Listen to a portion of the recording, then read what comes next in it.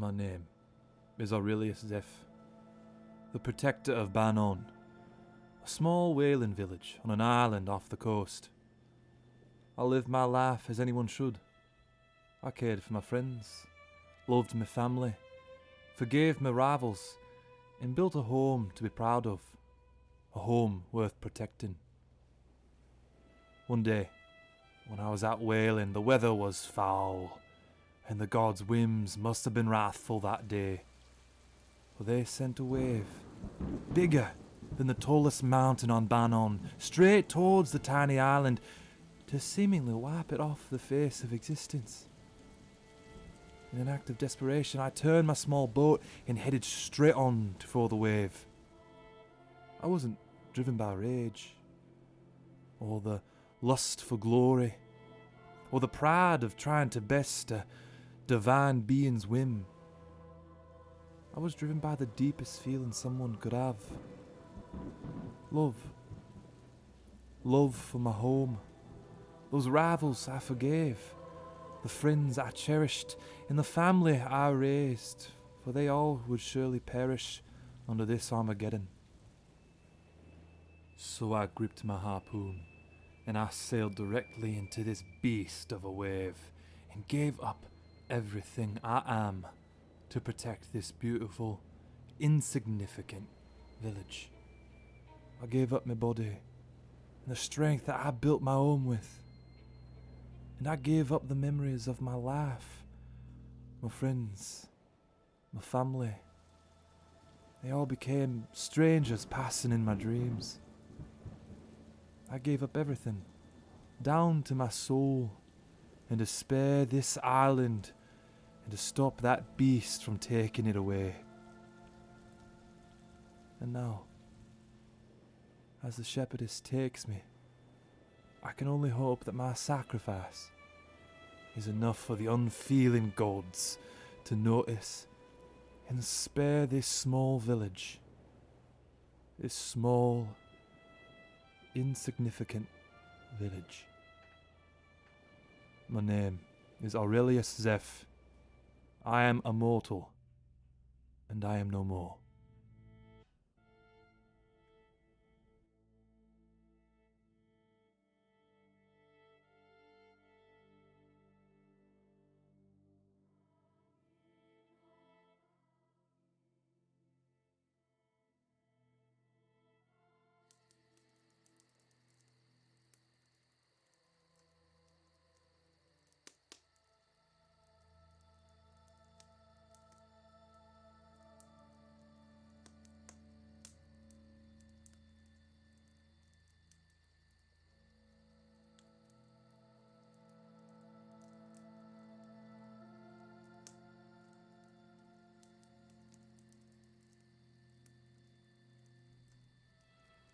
The rebel child Sindar sought to control and shape the primal passion that flowed throughout the universe.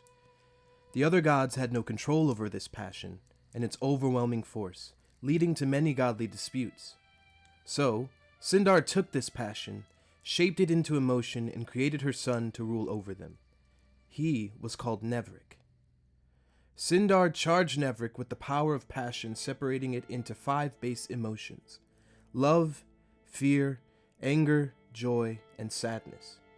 Each of these emotions were tied to 5 elements: the immovable earth, the flowing water, the burning fire, the fleeting air, and the striking lightning. Each of these elements came together to form Nevrik's home, the catalyst of all emotion. And Nevrik was the key to unlocking all incorporeal sensation in the universe.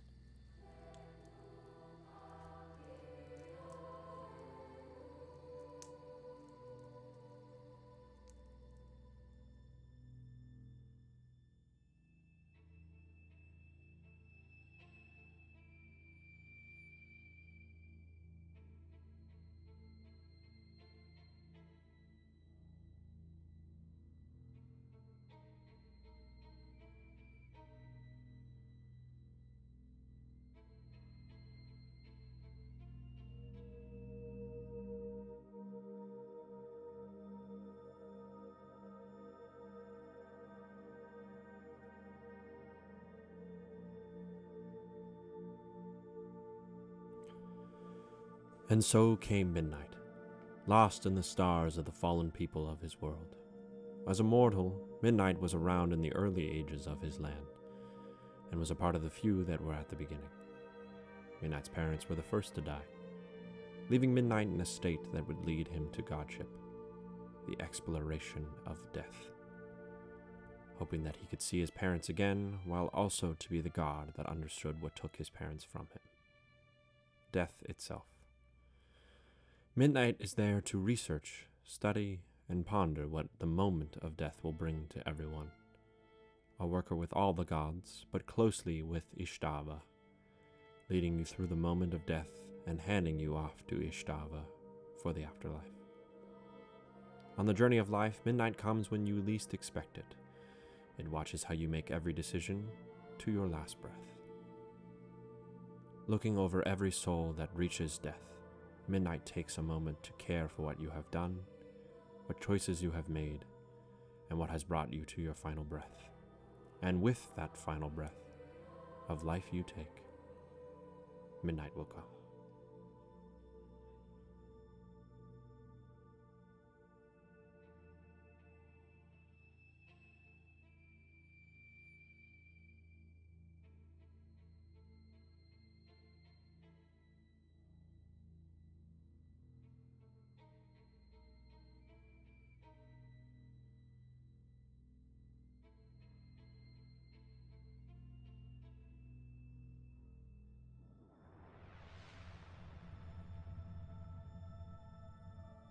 During the birth of Regolus, Uro created with it a messenger who would meet with the Crucible and assist them with the maintenance of this blossoming new reality.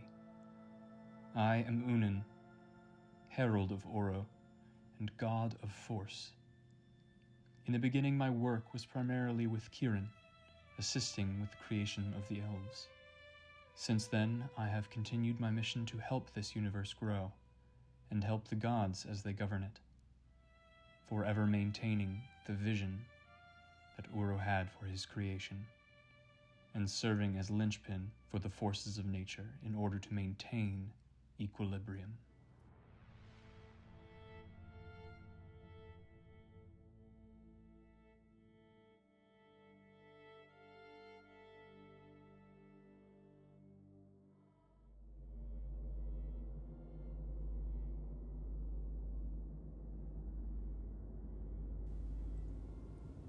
Welcome. Don't be afraid. There's no reason to be. Let me start with telling you a story. Maybe that would make you more comfortable. But please, you're safe. This story is about the first person who died. So, when the first mortal perished, no place had yet to be created for the dead, except for the god sleep. This mortal came to the sepulchre of the gods alone and with no means to return to the worlds of the living. It was not a place for them. Yet, unfortunately, they were there because there was no other place for them to go. Fearing an eternity of nothingness, or worse, being discovered by a not-so-forgiving god, the mortal tore into the ether, desperate to escape. The ether tore back, filling the mortal with the vast potential that Uro gave existence. All that was before, and all that would come to be, ripped through the very essence of the mortal's mind and body. But the mortal's will was strong. So strong that once soul and vessel had been consumed by the void, their will remained. From the ether, something began to stitch itself together. The very fabric of the universe, combined with the mortal will to endure, weaved a new being. A friendly face to meet at the edge of eternity. A shepherd to guide souls from what was to what will be. The new god, imbued with the spark the mortal left behind, fashioned a name for themselves. Ystävä. Ystävä carved out a piece of the god's sleep for the perished mortals, for you. Ystävä made it for them to come for a final rest, or to be reborn into the next cycle. And while this creation seems very mystical, some focus on the peace and the comfort the god of the afterlife provides. Others fear the great unknown, which I don't blame them.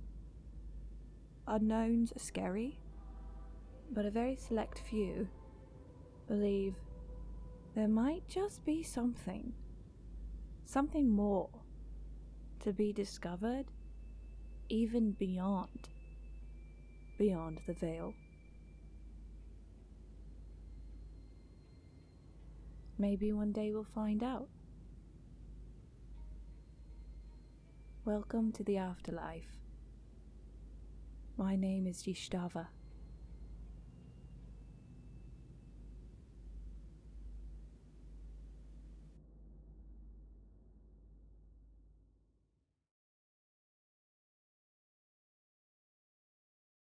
At the beginning, there was only the void, thought-birth, dark drinker, the heart of all magic.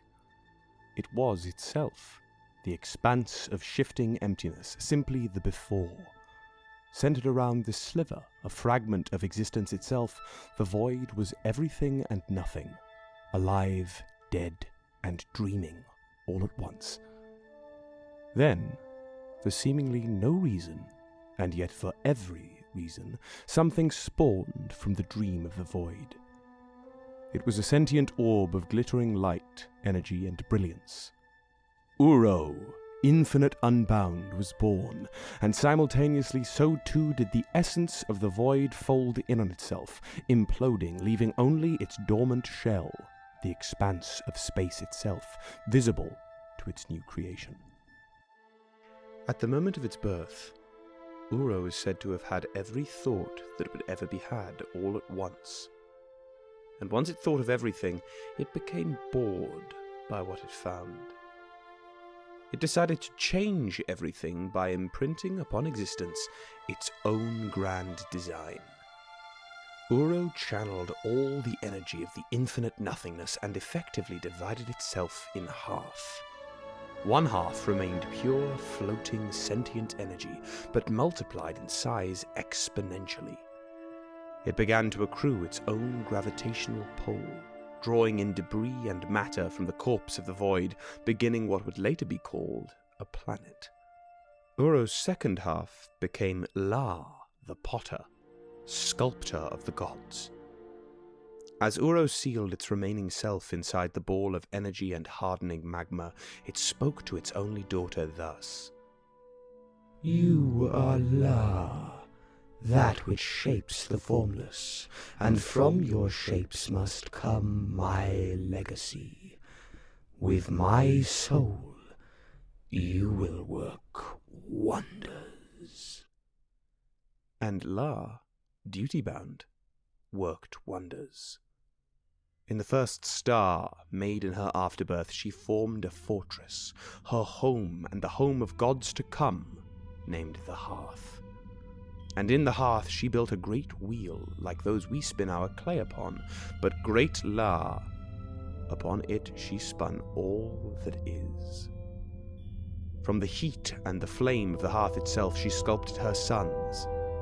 First came Dami Ino, hammer of the gods, and without intending to, La gave life to the cold space left in the wake of Dami Ino's creation, giving him a brother, Vaikstar, the dark between stars. and so came to be the Brothers Celestial. Dami Ino hammered the myriad stars into light and life, while Vaikstar carved roads between them, linking them together in the bleak quiet. But soon the brothers began to bicker and spat, and their fights would rumble the heavens, and the ball of rock and ambition would seethe, so La would answer. To find balance between their squabbles, La sculpted Aldwin, the Scales Overseer. And as he was built to do, Aldwin stopped the arguments he could before they were even to happen, and the ones that went too far he cleaved in twain with word and might. And for a time, things were quiet. But like her ancestor, even in slumber and respite, La was at work. Her dreams were filled with exploration and passion and movement and life, though life, as we know it, did not yet exist.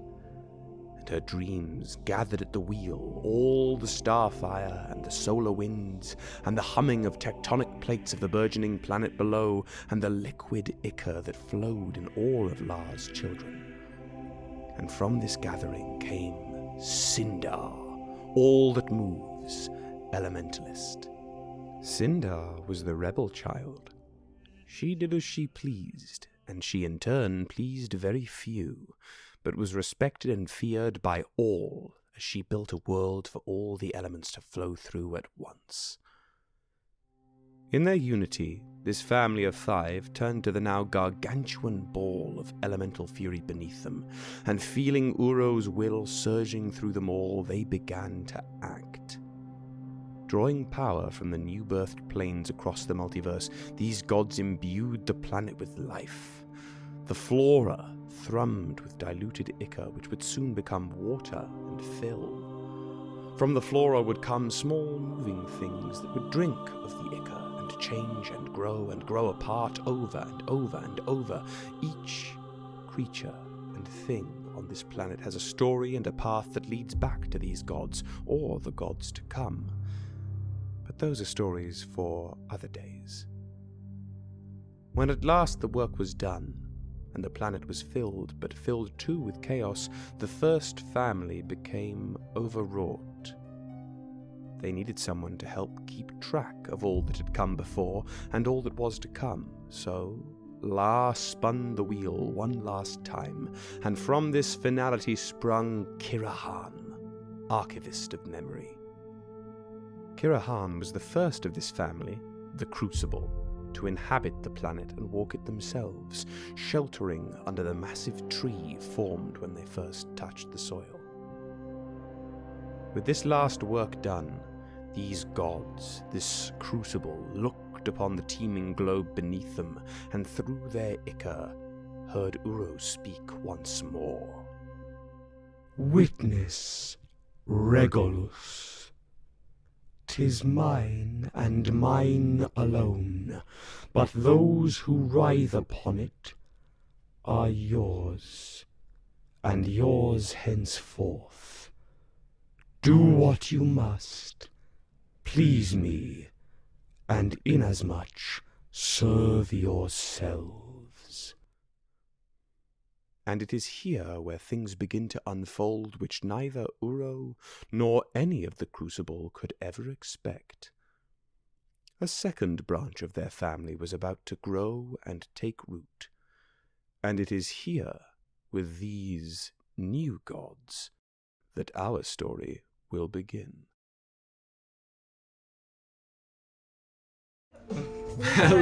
Hello. Great, grand. Welcome back, my friends, to... What the heck is going on there? Your forehead. Oh, hold on. It's okay. Yeah, let's have a good time. What is happening? There we go. Featuring the We're having a good time. Yeah. We're editing live. Hi guys, welcome back to another episode of Bards of New York. Hope it's been a lovely week for you guys. Some good stuff on all angles. Nothing much to say on our end here, other than the classics, unless I'm wrong. And if speak now, or forever hold your peace. In which case, please jump on our Discord. We've been chatting there over the week. So just a nice hangout hub, Bards related and otherwise. And all the important updates are coming through there. And other than that, thanks again to Palabax for the layout and to our inimitable Vix Draws of Top Down Tabletop for our fabulous character art still cycling below. And I think without further ado, we're going to jump in. Because we have some catching up to do. If we recall, last session our dear Kyle was out. And you'll see there's a space next to Kyle that is also missing as Hannah's out today. So it's going to be a relaxed session. Perhaps, if we're lucky, this realm's first divine shopping session. But before we get to any of that, Cycle of Tarot is starting again after the death which panned through the whole fight with the flame-given form. So we're going to start now since Kyle pulled death last time. Drew, Tarot is all yours. Once we pull death, no, do you take out the cards? I take them out okay. every time. The cycle must continue. Temperance. Temperance. We pulled this one before. No, we haven't. Because he takes them out. We have pulled in order the Devil, King of Cups, High Priestess, Wheel of Fortune, Death, and now...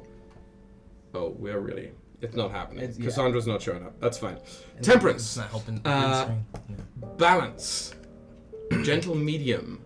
The staying of an otherwise unsteadied hand. And temperance is what guides us today, of all days, as we get into the thick of it. So, what is more helpful to you, Kyle? Would you rather do your leveling up before the summary, or the summary into the level up? Summary into level up. Summary into level up. Because I also do want to... He wants to know. Yeah, absolutely. Okay, let me just mark down what we've got. Perfect. Amazing. And I'm all ready for notes today. So, last episode here in Regulus Prime, and Drew, feel free to chime in if I miss anything, but basically we began back in that strange scorched valley where you fought the flame-given form with the first snowfall falling from its ash, really. And the pair of you went back, I believe, to Helithen, right? Basically, you were all there, and the three of you then went to sort of speed travel to Godspeed back to Helithen. And when they arrived at Helithen, you weren't there because you were talking to. You both visited and had a visitation by your direct superior. And we can talk about that perhaps at a later date, but still, neither here nor there. Right, so you went that way. We had our two gods here visiting Helithen and basically making themselves known. Because there were a group of people who were watching the snowfall as the clouds started to pass down over Helithen and watched the two gods arrived. And Ystävä spoke for the both of them and basically said, we are Ystävä and Nevrik. We have quelled the flame-given form and brought salvation to your people in your little village here. And essentially, you met up with their leaders. These two twins in Elven age couldn't be more than like, they look sort of 13, 14, they look very young. Got it. These twins, Polara and Castorel, and Polara had a very direct interaction with... Is that a playoff of Castor and Paul? You absolutely know it, yes. All right. Ystävä met with Respect that. Polara and basically blessed her with this circlet made of like god sleep and elemental energy around her head, this sort of new silvery crown. And as Polara was sort of weeping at the grandeur of this, was instructed to like revere these two gods and spread the word and hold this city up in honor of the two of them, as the two gods had protected the city and would continue to do so in some way, shape, or form. And she seemed very emotional by that. Castorel, Nevrik met with after Nevrik inscribed a sigil on the gates of this village of a phoenix, flaming phoenix, which is what Ystävä summoned to make an entrance, basically. And that seemed to enchant the walls of the village somehow.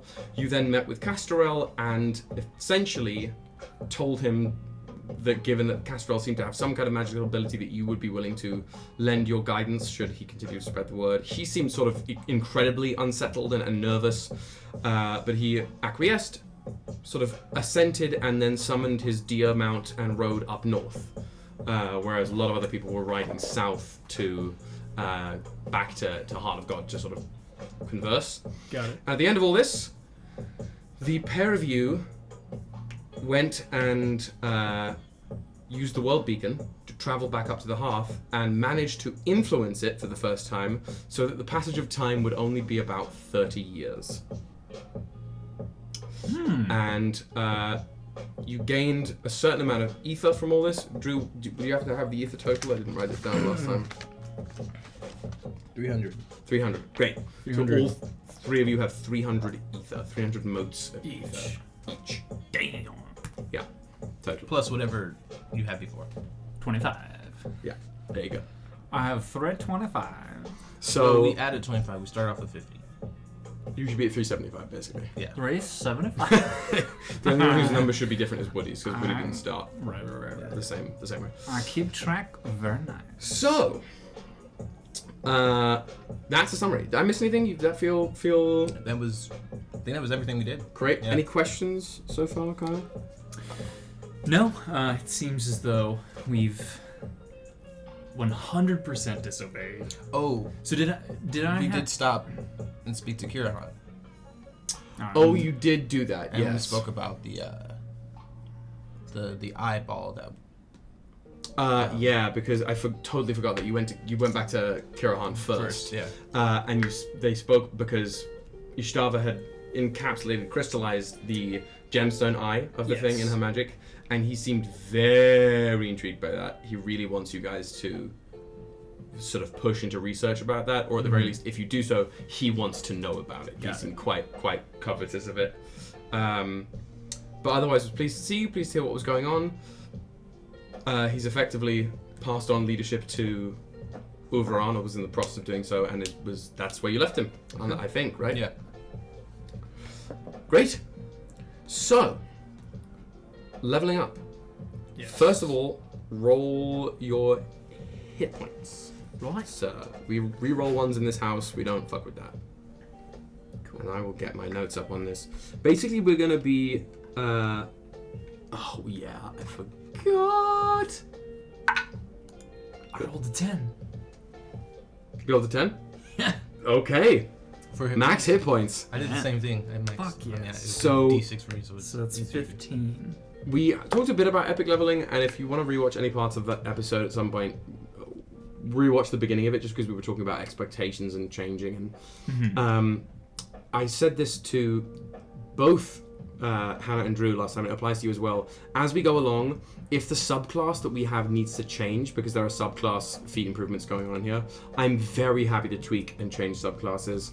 Like we tweaked something with Drew's last week. We tweaked Hannah's class because her fire resistance was not a thing. Got it. So I gave her fire resistance as a base part of the class, and then when she uses her ability, it turns into an immunity. And I basically said we can upgrade that even further as we go. Yeah. So yeah, the Nothing's set in subclasses, stone. the ones we've homebrewed at the very least, are very, very mutable. Got Because it. we'll need to craft some things, and I'm very open to a lot of player suggestion on leveling up, because these are gods after all. But I do have a framework. So first of all, your proficiency bonus increases to 7. You have 4 attack actions a turn right now, right? Yes. Okay, great. That's going to stay that way for a long time. Yeah. That makes sense. But what you get now is an improved fighting style. So what's your the fighting style that you have? I might want to change it. I have it as thrown weapon fighting. Okay. But I might want to tweak that to a different one. Well, what were you thinking? Were you thinking great weapon fighting? Let me Because if you're going to change it, this is a perfect time to do so, given that this is when you're getting the improved version anyway. So I'm really comfortable with that. Got it. Let me pull up just so that I'm Yeah, not absolutely. losing my mind. And chat, if you have any thoughts about potential... Oh, and also the Tasha's guide added some Yes. fluck. Right. So should If you ever have any thoughts about things that would make great, like epic leveling, feel tasty to you guys, definitely throw them in chat right now. But also, it's a great reason to join Discord because that's all we talk about is stuff like that there. So what I have for optional fighting style options here, that's not to say there aren't others, but I've got archery, blind fighting, defense, dueling, great weapon fighting, interception, protection, 2-weapon fighting, superior technique, thrown weapon fighting, and unarmed fighting. Superior technique is exclusive to the Battlemaster subclass, I think, but still. I'm trying to find. I usually just like have it in my brain, but it's been a while. What you have sort of either been one-handing things or using. You've thrown sometimes, but you've been either one-handing things or doing the big ones. Yeah. You did the hammer last time during the big warhammer. Mm-hmm.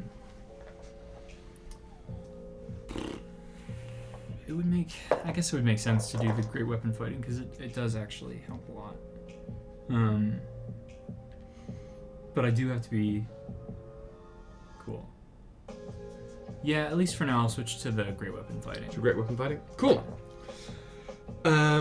Great. So, basically, the improved version is when you roll a 1 or 2 on a damage die that you make with a melee weapon you're holding with 2 hands, you can re-roll it, and you must use the new roll even if it's 1 or 2.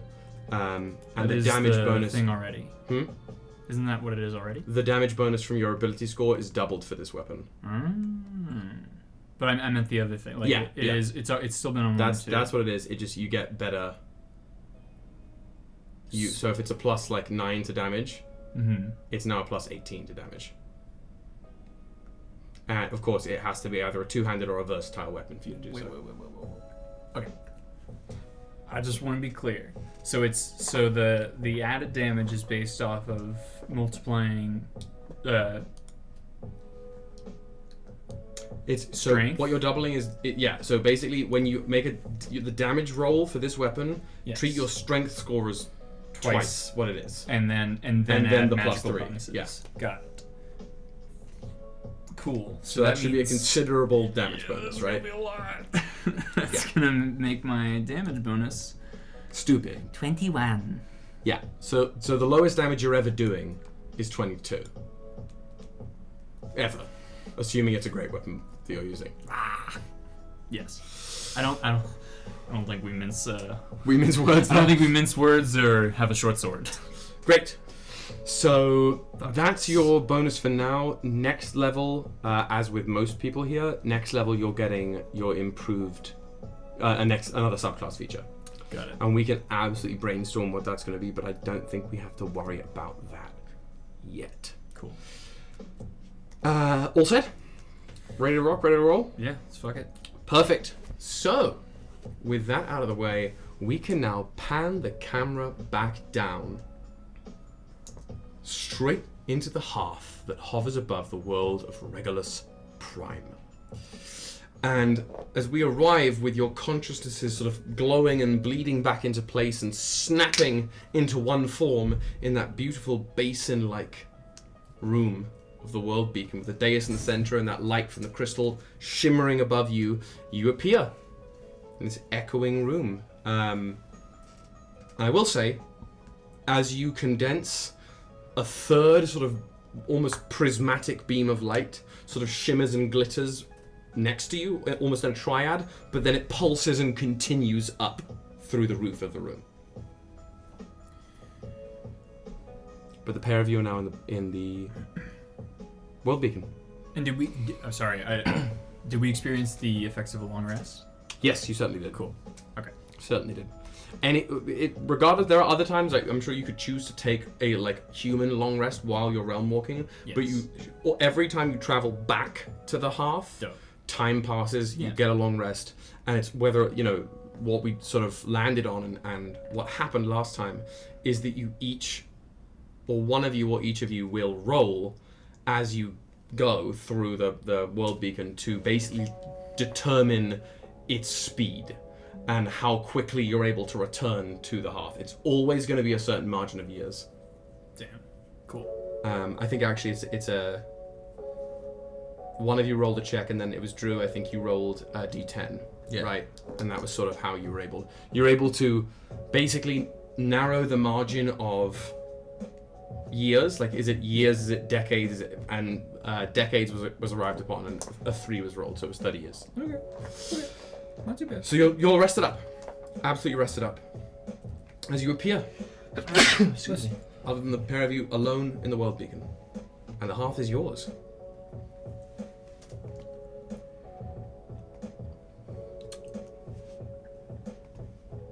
What do you want to do? Did I mean... Sorry. Is this the first time we separated, they did a lot? Yeah. And then this is the first time This is the first time you're seeing them. It almost looks like you have both came from your separate places and arrived together, not quite by happenstance, but as if like the ley lines of time lined up correctly to place you here at the same time. How was it? Eventful. Wow. Meaning? The town we passed on the way to the flame-given form. Yes, with the young one. Right, we paid a visit. It was eventful. We have followers now.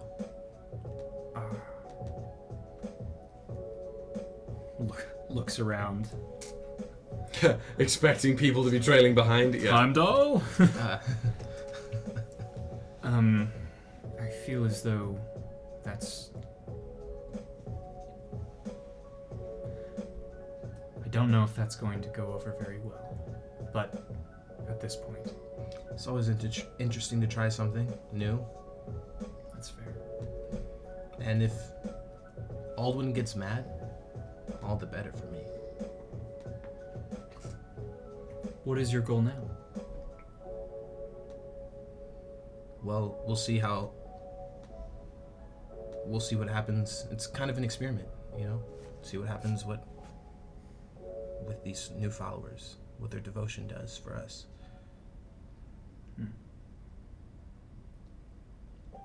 What are you... No, please. I was just gonna say, what are you doing right now? But perhaps... Oh, right.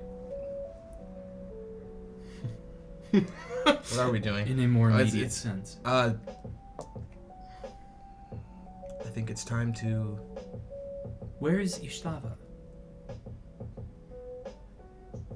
I'm not sure. Did they not come back with you? They did. At least I thought It does so. not seem that They did. way. Can I do a check for them? You can roll just a base, I would say base wisdom check.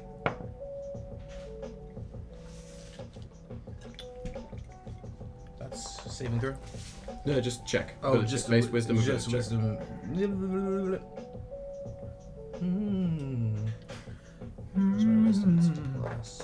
Sorry, I can't see. Plus 4. That's 14. 14? Yeah, perfect.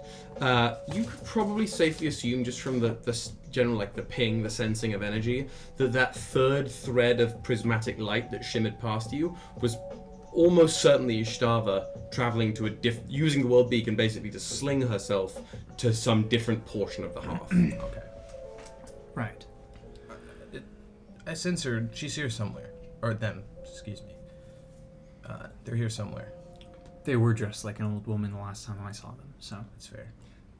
There's a little prickling of light from the hexagonal ridging on the ceiling of this room that sort of pulses and shimmers till these little shafts of golden light are trickling down from the ceiling almost like liquid that evaporates before it reaches a third of the way down the room, as this voice echoes almost more within both of you as opposed to out loud. Children. I would speak with you, children, in Starkeep. Do not tarry. And the light fades. Mother's calling. Mm-hmm. What? So this, I know that we said that we might think about it. What did I do in the interim? We didn't talk about this at all. You spoke with your direct superior. Right. And that's whatever that means for you. Got it. We can discuss, but Okay. whatever you have landed on and your gut instinct in me telling you that is what you should follow. Cool. Yeah. Got it. Okay, so the light fades away, back bleeds into the hexagons and is gone. Well, she said not to tarry, so Nevrik puts his hand out. To touch Yeah. the wall and Yeah. summon your rune. Are you sure she was talking to us? Sorry, that was my attempt at a joke. The Spock thing. It's Ünen? beautiful. It's great. It's great. Considering we heard it in our minds. It's true. Do you understand? I do. Is my explaining of the joke making it more or less humorous? I think more. Interesting. Great, yeah. It's this beautiful of these two people who basically function as the different sides of a coin, right? The emotion and the lack thereof, or the dissonance there within. It's just a fabulous thing to watch. So you each touch your rune. And are you both heading to Starkeep, or are you heading somewhere else? Nothing. Opposite direction. Starkeep. I'm going back down. Just fucking jumps off ledge like- and just goes. It's Double the thing of, birds. like, let's both belly flop at the same time. 3, 2, 1, and one of them goes in, and you're just like, psych, bitch. Have fun talking to mom. Get wrecked, sunburn looking ass. Like, Yeah, you each touch the rune. You summon your rune. You're enveloped in light, and again, you stretch as your consciousness bleeds and bends and warps and travels through light before snap. You're back in that really beautifully designed, almost round table room with all those stone crude chairs around in a circle. That windowed wall curving over the whole thing, and that table full of magnetic materia in the middle.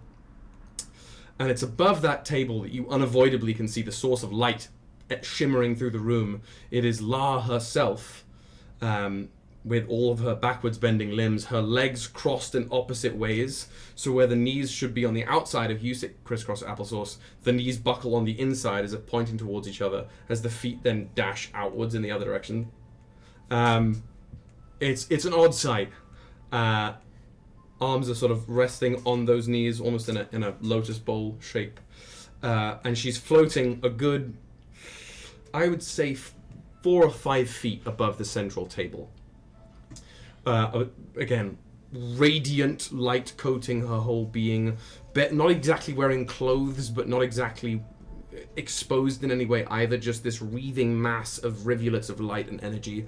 The lower half of the face having these strange, angular, long facial features, with the upper half bleeding into pure liquid light as it is. She sits there, just floating. And other than her, there is no one else in the room. Children, did you intend to do what you did?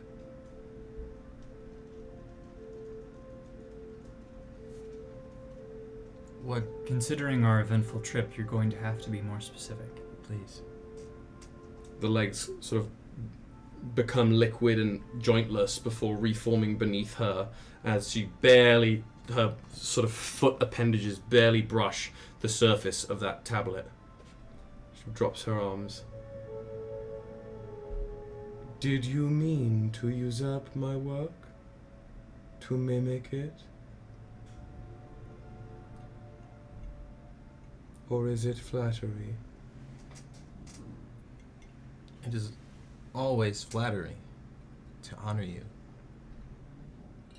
and do the work that you started. Indeed.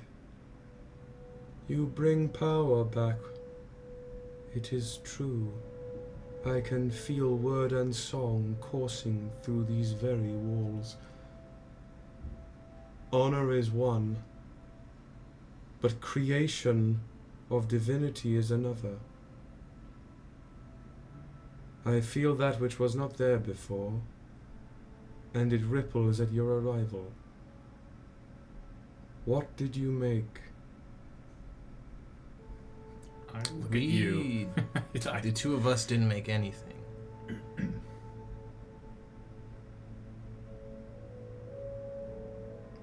You did not plant a seed beyond the boundaries of the realms? It would seem that you did, children. Well, you know more about it than I do. Hardly so. As she, flickers for a moment and just is at you, hovering over you, this 15, 20-foot thing. I disagree. It is beyond the reach of my will. You placed it there. One of you. Where is the third? Allah tilts her chin up for a moment. She is home, where I cannot reach her either.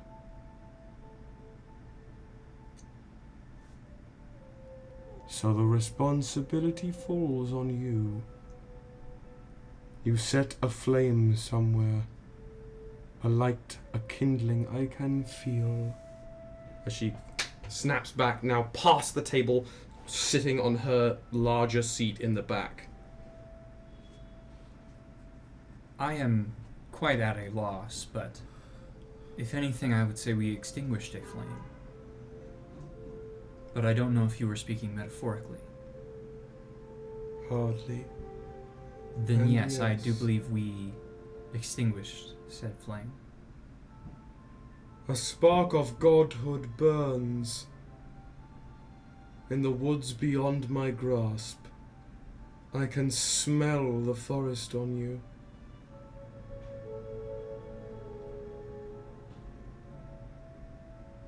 I ask again, do you mock me or do you flatter me? What did you guys do? I now understand. You guys gave her... Is it the crown? I don't understand. There wasn't much thought in why we did what we did in honor of you. Of what do you speak? You speak of Helithan?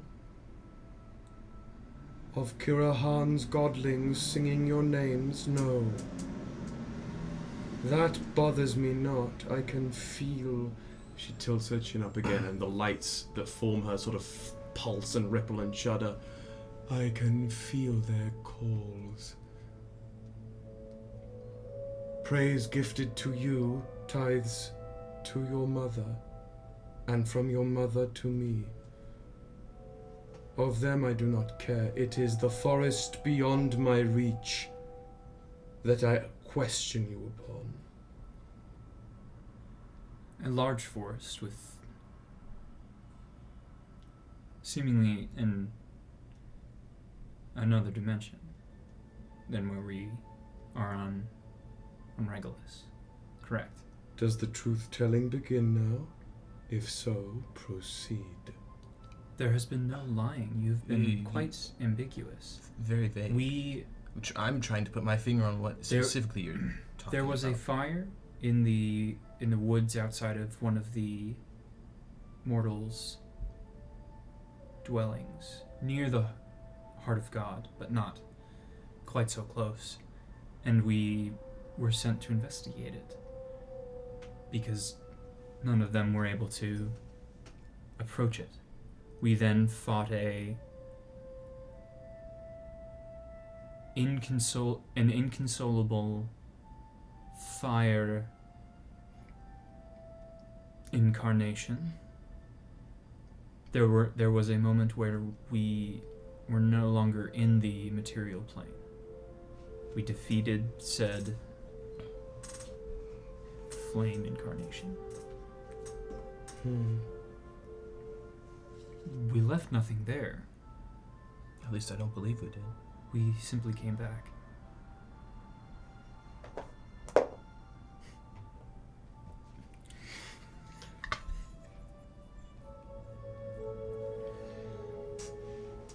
Most scintillating. She sort of drifts a little above the seat now. If it was not sparked by you yourselves, something prickles there. Something sparking with the light of our divine beings, where it once did not. As it was you who first set this in motion, whether you meant to, or as it would seem, not. It would behoove you, as a favor to your dear mother, and mother of all things which are good, to seek the root of this some season. Do not let the flame go unchecked. Such a star should be brought into our great constellation, or blanketed once and for all. That is all I have need of you, children. Do you wish anything of me before I return to gaze upon creation?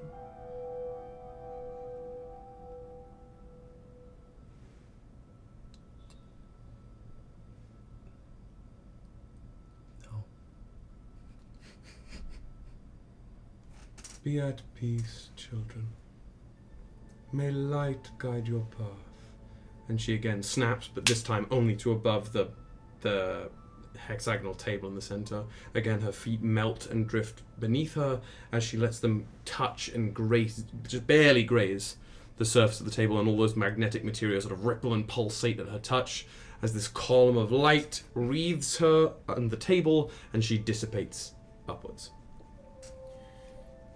leaving Starkeep empty, and only the sounds of solar wind and comets glancing by the windows to accompany you. Nevrik lets out his held breath. You lost a shot of him. Great. Great.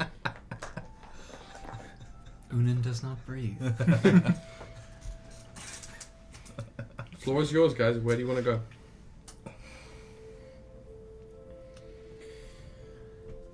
I mean, we can table talk it for a second. Yeah. I think there's very little that I can think that Ünen actively has on his to-do list. Yeah. He's very much help if there is a itemized list. If there is a goal specific, essentially, his next thing that he wants to do is go back to Regolus and look into the Western Ocean. Yeah. Mm-hmm. Yep. That's the only thing that really matters, but is not going to go without friends. After fighting the flame-given form, Nevrik realizes that walking around shirtless is damn near useless to staying alive. So, I think Nevrik needs to take a trip to the Sunforge. May I accompany you? I've never been there. I haven't either. Okay. Down to the Sunforge? Absolutely. Down to the sun, down to the sun, down to the sun, Okay. Down to the sun, So you each press your little... Press one of the hexagons on the lower parts of the walls. Or no, in here it's your seats, right? You go back to your specific throne. You press your hand on it. The sigil already there lights up. And again, your consciousness spaghettifies and stretches and whirling with light. You spiral downwards until... Clink! You reform in place, the two of you, in this absolutely beautiful, peaceful area. Let me just make sure I have what I need in front of me here. But as you reforge, where am I? Oh, that was the wrong folder. Here we go. Perfect. As you reform, you come into being and you are not on the ground.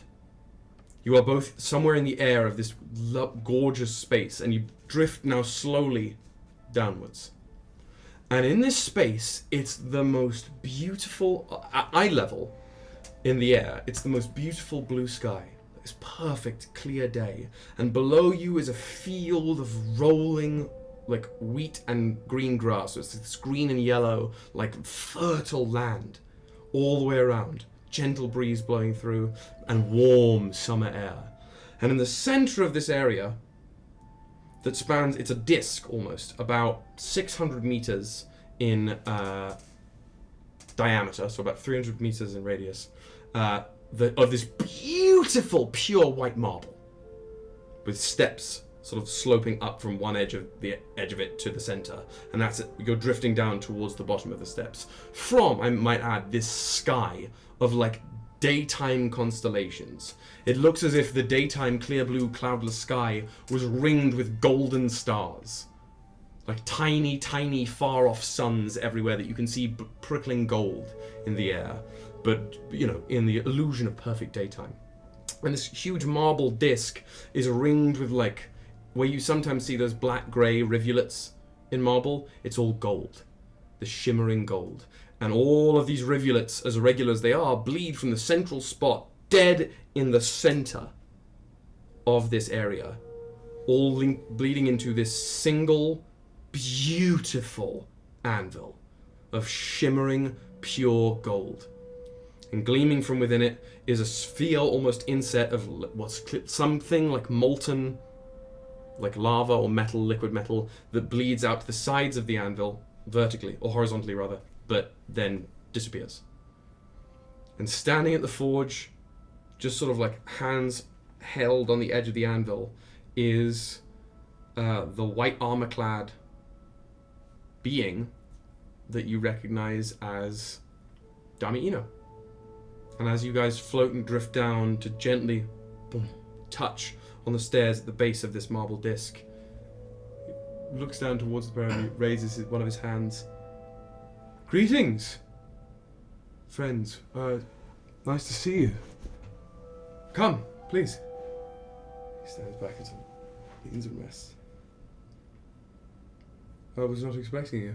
To what do I owe the pleasure? I remember you told us you could make things. Certainly. Well, I've come to realize I'm more vulnerable than I thought I was. Nice humility check for myself. Don't worry, you know, funnily enough, wasn't that long ago that your mum came in and asked me the same thing. That's hilarious to me. Whatever you guys... Not worth talking about. Please. I was hoping to retrieve some sort of armor. Armor? For you yourself? Yes. Okay.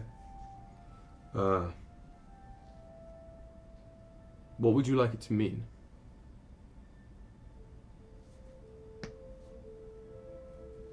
That's a great question.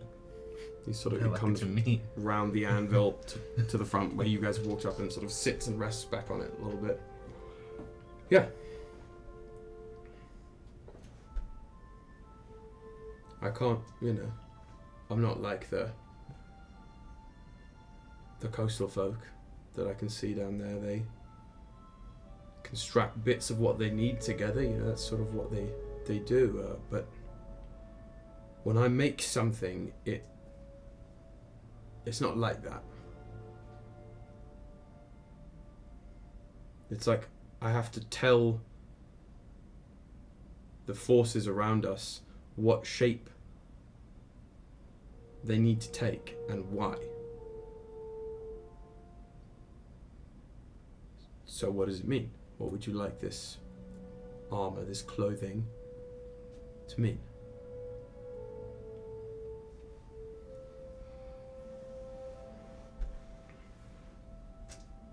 Do you need anything, mate? You look a bit, just bare. No! I'm just kidding. Just full on Dr. Manhattan. Ünen, tripod god of force. That's right.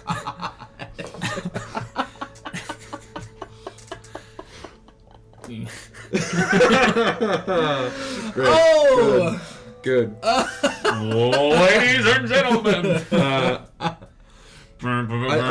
don't mean that by, I don't mean anything by it, but many of us have chosen to take forms that represent certain things and bear trappings that in turn represent what we choose to evoke. And well, you seem to have chosen a different way of doing things, but if you want, if there's anything you need, any ideas you'd like solidified, out in the world.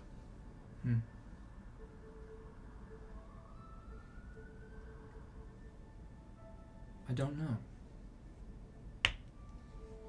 You don't have to, but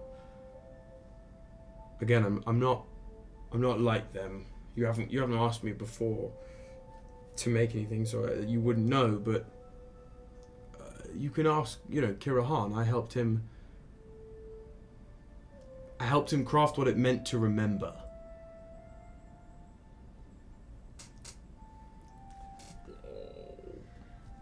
So it's not just strict things.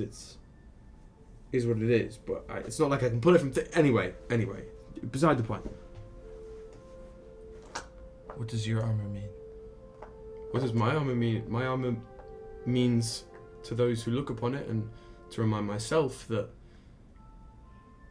even if everything around you seems pitch dark, it only looks that way because you have felt the grace of light.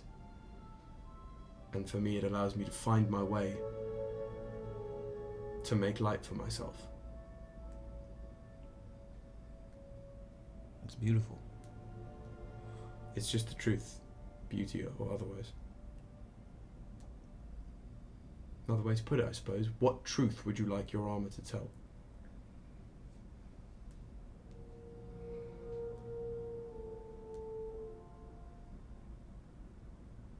I don't know.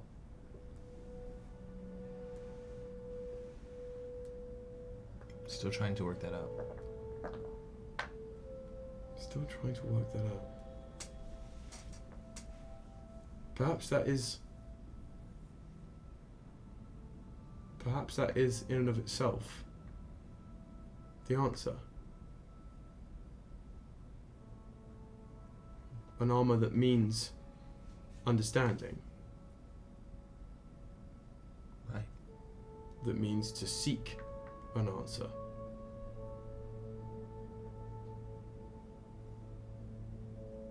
I can work with that. All right. I can work with something like that. I'm still figuring it out. Yeah, I can do that. And you see like a spark in him. And he comes around the back of the anvil, and again, just sort of whipping out from this little sort of strand of orangey golden light that hangs by his belt. He whips it out, and it coalesces into a fairly sizable hammer, like a large war hammer that he's sort of just wielding with one hand out of light. Okay. You have ether, I assume? I do. We are ether, but if you have concentrated ether, or if you can concentrate it, I can take that and forge it. But for something like this, I might need something else. If it's your ether, I can forge it, and it will respond to you and connect to your meaning. But if the deeper you want me to go with this, the more myth you want me to weave into this, there are other components I can compile into ether itself. Such as? Well, for some kind of enchanted garment like this, or mythical garment, For war, it's usually one of the... Right. Okay. It depends. For a fairly standard but deeper connection, I would need the essence of magic. Okay. Either found in the moment that someone casts a spell or pulled from the realm of magic itself. And for a deeper, the deepest I can reach, I would need some piece or fragment of one of Regulus's guardians. A scale, a horn, a tooth, hide, a swatch of skin or something. And that's not to say I need either of these things, but they would improve my work. Let's make a quick stop to Ystävä's crib for a second. Let me ask Krana a question. You distracted. Did you say it out loud? Sorry, that was no. No. Okay. No, because only we know about. Yeah, no, I can't. I can't have people invading Ystävä's home because I said some shit. It's up to you. And also, I can make this for you, and then if you bring me back items like this, I can improve it further from there. Okay.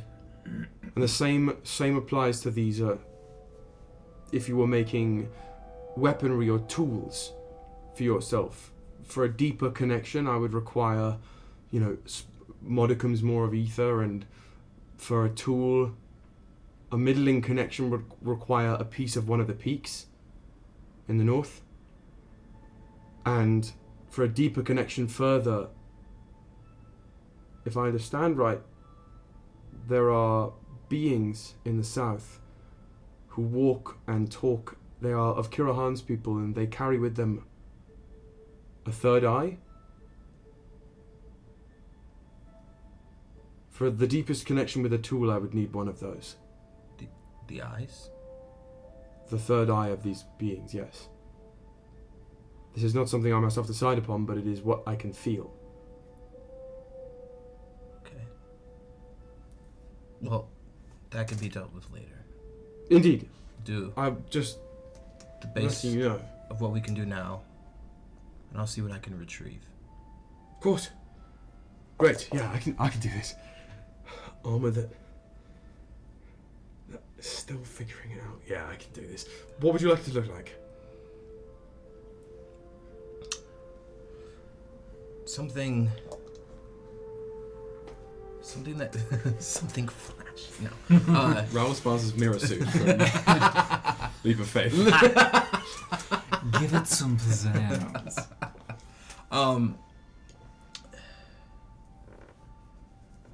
Something that channels the elements and is one with the elements, if that makes sense. Channels the elements. But evokes emotion as well. Yeah, I can do that.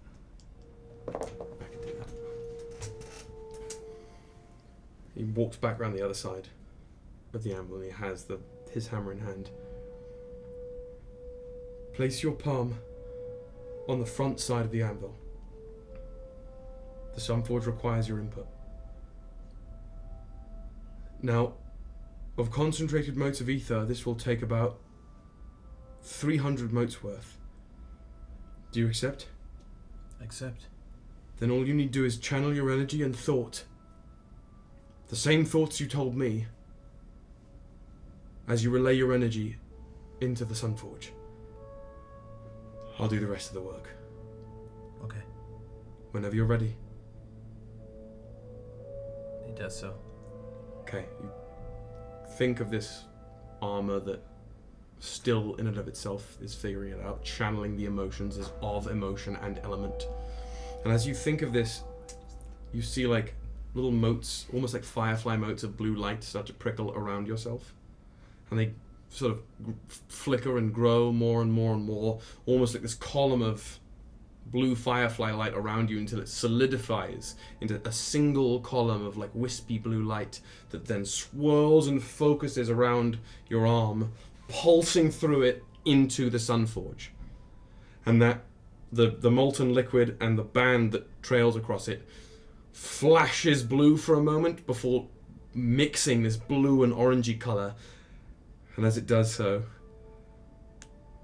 Damino smiles. He places his hand on the forge and raises the hammer up.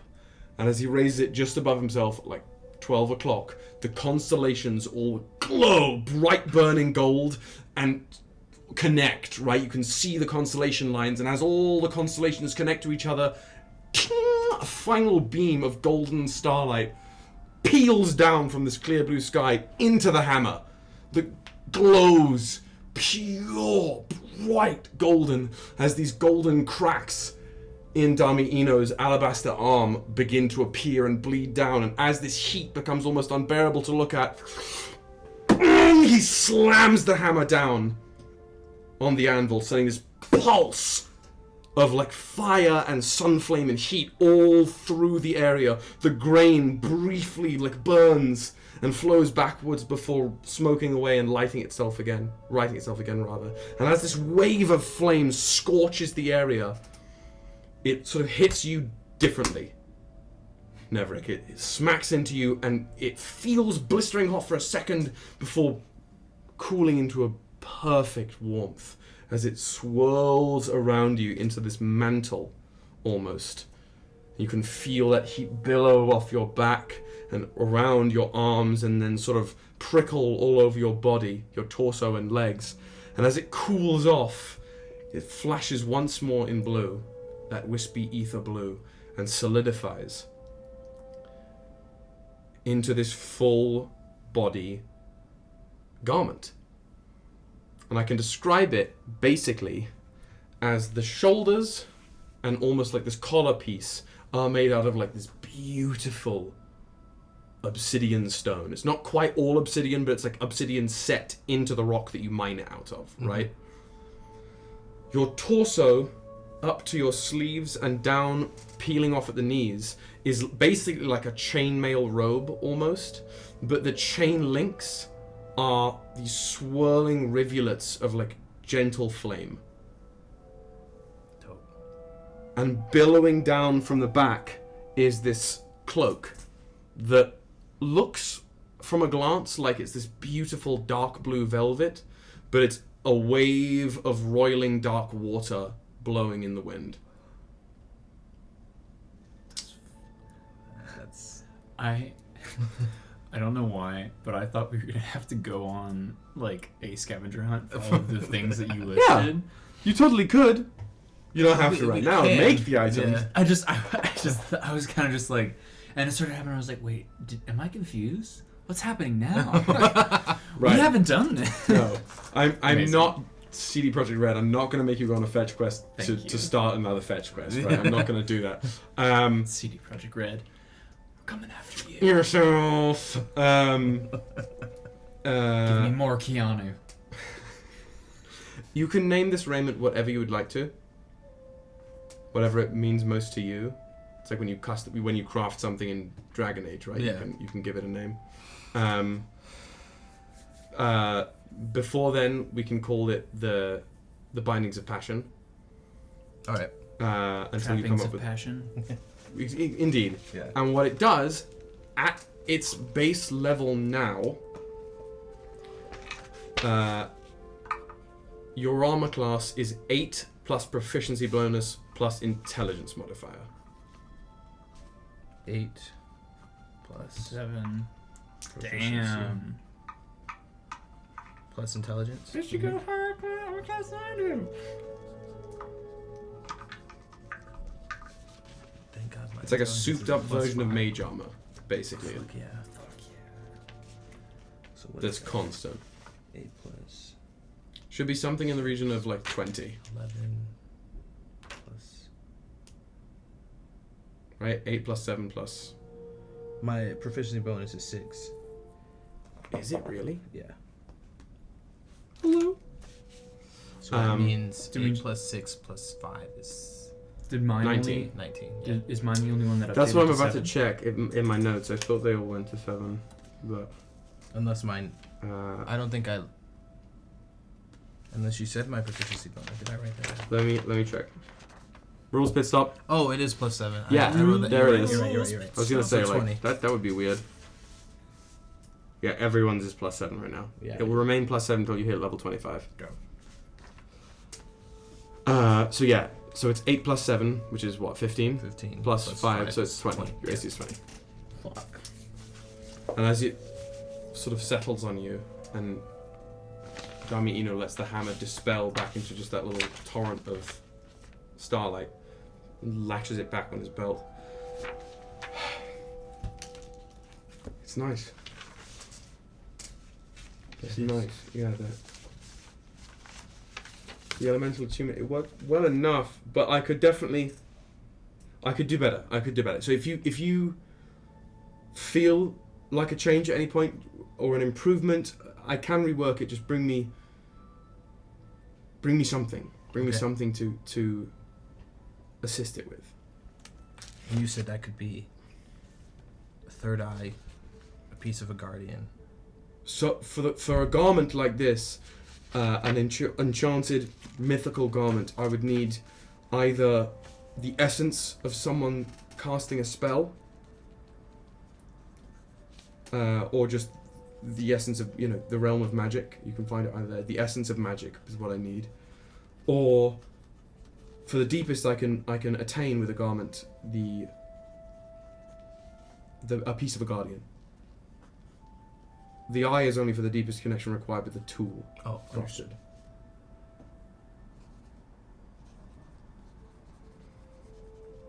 And if you were looking to make a myth real, or forge a truth of some kind, that you can make that with ether alone as well. But to deepen a truth, I would need something unique and fairly potent. It varies for each truth. Understood. But I'm always happy to do it. I'm taking a break from the stars, so it's nice to feel a little more connected to downstairs, and this feels like that. So a piece of me travels with you now wherever you go with that. Thank you. It's good enough for me. Yeah, of course. That's what I'm here for. Now, there's nothing I can do for you? Actually, I had a thought. Please. I manifest the binary god cord back into the shield that it was during the fight, and I say, Where did you continue? Previously, I had only been using this as a weapon of sorts, and I'll let it kind of like morph back through and back into a hammer. But I've come to... I think that I might like it better as a shield, back into the shield. And I was wondering if you would be able to help me with a...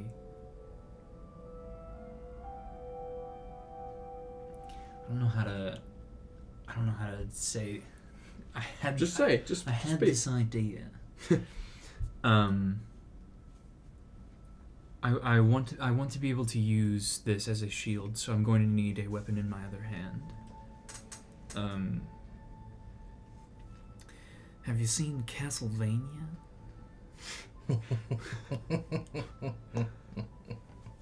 I believe I received visions of some such thing once upon a time. The character Trevor has a... Most, yes, It's like a mace, but like a really long one. but one that moves. Yes. Interesting. Sometimes when we are fighting, something, actually almost every time, has become far away from me, and I don't have a great amount of ability deal with that. Okay. It also becomes a problem when I'm not interposed between the enemy and our now well armor clad friend here. Right. I can do something like that, I think. What would you like it to mean?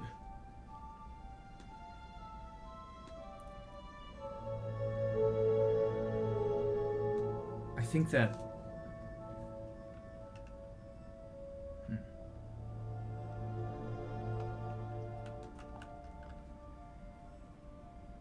I want it to be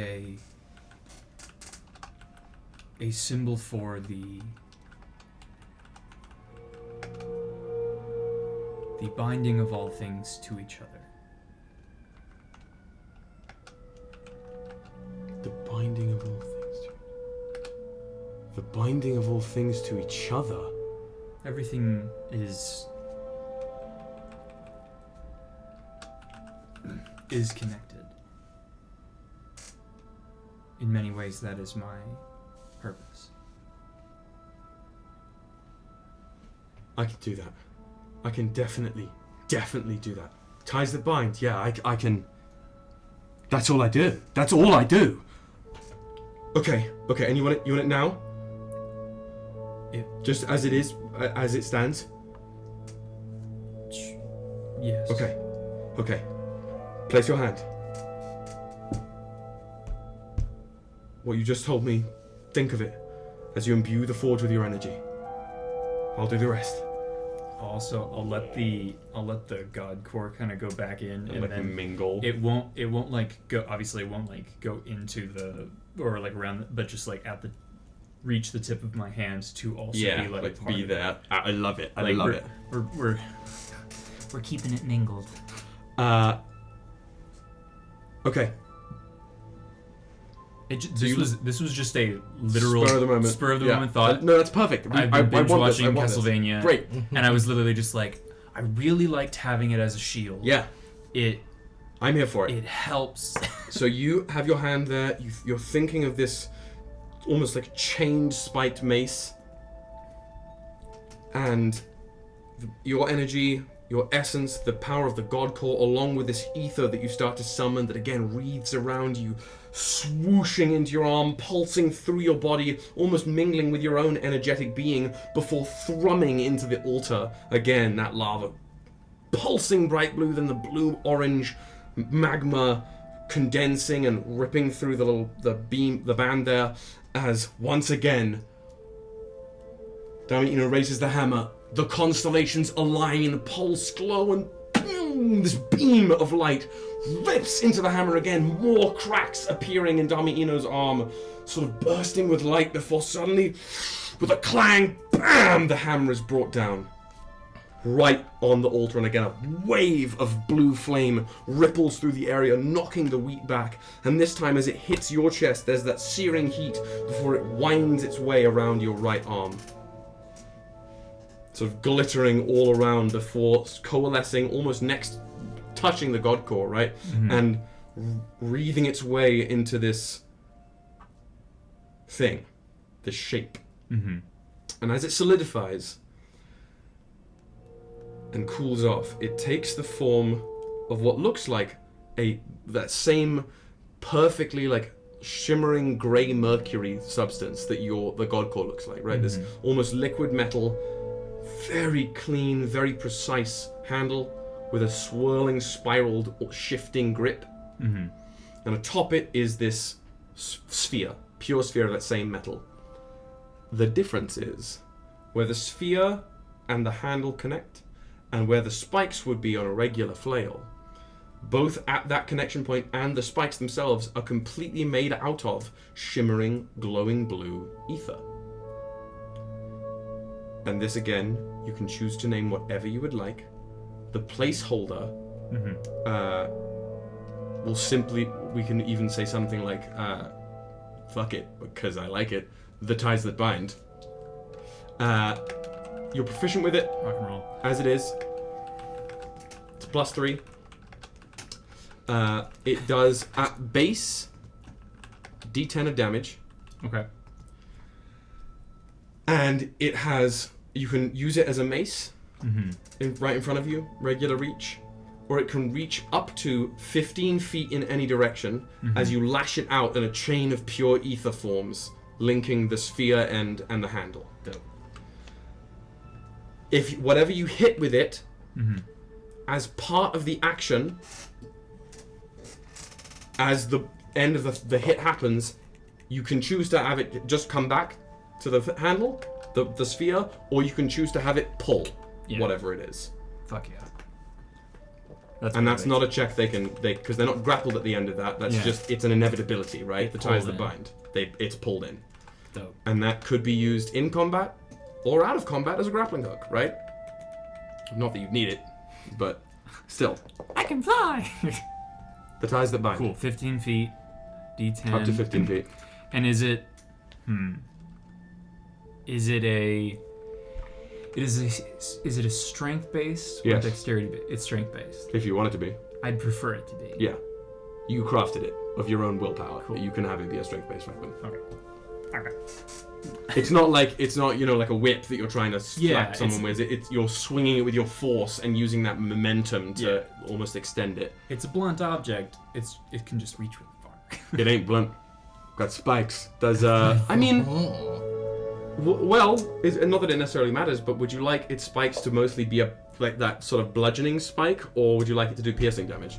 I definitely think bludgeoning. Yeah. In general. Great. I was almost thinking that as a in the end of it, the metal end being kind of almost like having a small opening in the middle, and then in the center is a very small singularity. Oh sure. That is just Love that. an extension of the just attraction most- force. yeah. Love that. Yeah. Love that. So it's because I definitely think bludgeoning damage is more on brand. Yeah. I'm But very then into that. aesthetically, I think that would look cool. Perfect. Perfect. So as it forms around you, and you're sort of testing it out, flickering it out, letting that blue chain extend and then retract, almost pulling back with the force of its own gravitational accretion. And again, Dummy, having resheathed the hammer, is watching. My mother, there's something I could do to that. A mountain peak would work, but if you can get me one of those eyes, we can do something really special with this. Something unheard of, I think. Okay. But I'm distracted from the shield, the whatever that is. Who made that for you? Where'd you get that? I received it from Ura. From... Well, that would explain it. I don't remember getting it. I just remember it being. Right, it's clearly almost a part of you. I would say so. It strikes my interest because there's no ether in it at all. What do you mean? Well, I mean, I've never met Uro, but everything here, and in most of the planes that my brother speaks about and has shown me, most things, at least partially, are comprised of ether, or infused with ether, or surrounded by it. It's unavoidable. It's just what everything is. Thoughts themselves are ether, but there's none of it. There's ether about you. You gather ether too. Both of you do, but that is not even touched with it, even by your own ether. And it's just, I can't make something like that, so. Very fascinating. I'd be interested to take a better look at that if you ever feel like getting a insight. Right, I was not expecting this. This has been quite the day. You've made time pass quite more interestingly than it. This was usually quite goes. pleasant. I was not expecting This is anything really, but that doesn't really comment on. Never mind. I think I understand. I think I understand. Is this your home? Or is this... So it's the only one of our homes, our domains that, I mean, unless you choose to do it, I suppose, but I offered it as an accessible realm within the Sunforge, or within the Hearth, which, unlike most, your own probably, you need the awareness and the consent of the god to enter, but I get more enjoyment out of my own existence when I can do this sort of thing, so I offered it up as a visitable space, but... I fucking love this guy. Yeah. Every other god has been a piece of shit, and this guy's just so wholesome and so nice. He just wants to help and be of service. And, I don't know... Pukes. Shit self. I'm sorry. I'm just gonna be over here. You talked with my brother at some point, yeah? We did. He's also a great one, actually. Oh yeah, he was nice. He told you that...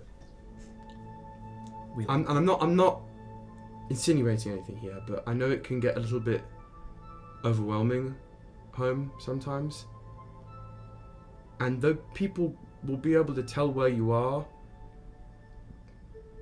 it's my home, so you can think and speak independently here. If that means anything to you, if that's something you ever need. It's a safe space. Thank you. For everyone, but I offer it to you as I'd offer it to any friend.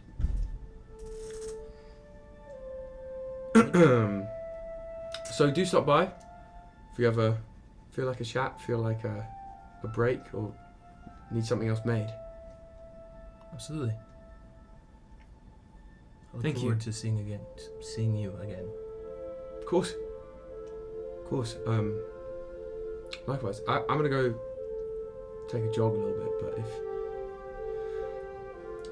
let me know if you need anything. Absolutely. We should. I'm interested in coming back with different materials. Please, it's an open invitation. Just go trampsing around Regolus, ripping eyes. Ripping eyes out.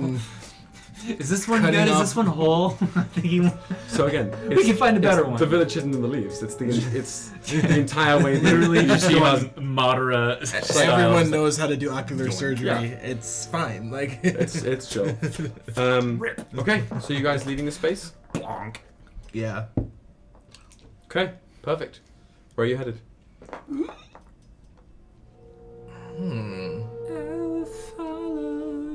Well, you know what? In fact, actually, as you guys sort of head to leave and touch the floor, touch grass, to summon your runes and dissipate, we will take a quick break.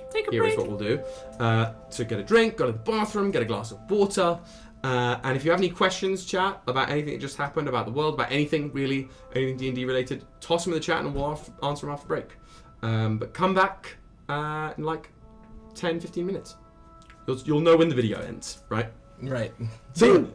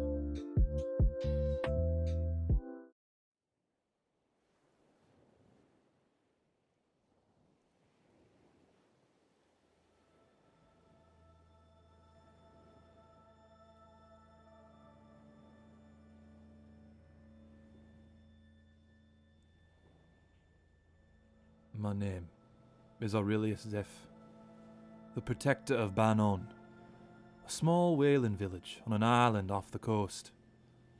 I lived my life as anyone should. I cared for my friends, loved my family, forgave my rivals, and built a home to be proud of, a home worth protecting. One day, when I was out whaling, the weather was foul, and the gods' whims must have been wrathful that day. For they sent a wave, bigger than the tallest mountain on Banon, straight towards the tiny island, to seemingly wipe it off the face of existence. In an act of desperation, I turned my small boat and headed straight on for the wave. I wasn't driven by rage, or the lust for glory, or the pride of trying to best a divine being's whim. I was driven by the deepest feeling someone could have. Love. Love for my home. Those rivals I forgave. The friends I cherished, and the family I raised, for they all would surely perish under this Armageddon. So I gripped my harpoon, and I sailed directly into this beast of a wave, and gave up everything I am to protect this beautiful, insignificant village. I gave up my body, and the strength that I built my home with. And I gave up the memories of my life, my friends, my family. They all became strangers passing in my dreams. I gave up everything, down to my soul, and to spare this island, and to stop that beast from taking it away. And now, as the shepherdess takes me, I can only hope that my sacrifice is enough for the unfeeling gods to notice and spare this small village, this small, insignificant village. My name is Aurelius Zeph. I am a mortal, and I am no more.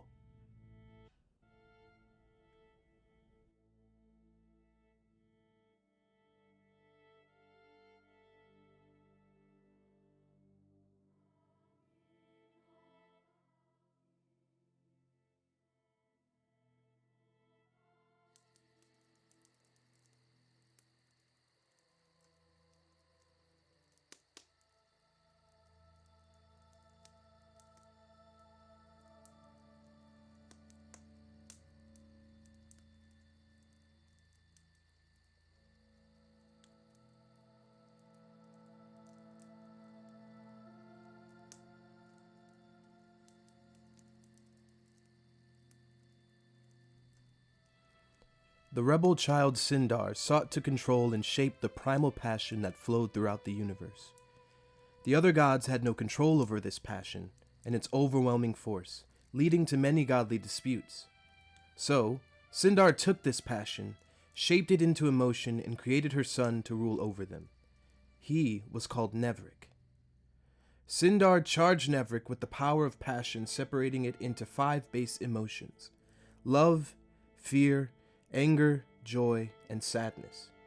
Each of these emotions were tied to 5 elements: the immovable earth, the flowing water, the burning fire, the fleeting air, and the striking lightning. Each of these elements came together to form Nevrik's home, the catalyst of all emotion. And Nevrik was the key to unlocking all incorporeal sensation in the universe.